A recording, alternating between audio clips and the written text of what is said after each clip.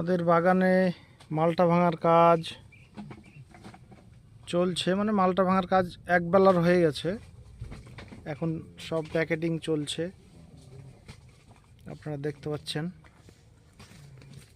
আবার এই গাড়ি লোড করে দিয়ে আবার বৈকালবেলা শুরু হবে।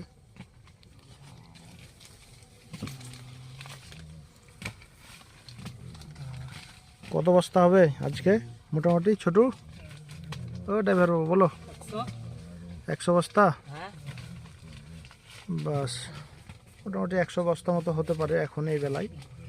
বৈকালবেলাতে আরও 50 বস্তা মোটামুটি। সব প্যাকেটিংয়ের কাজ চলছে।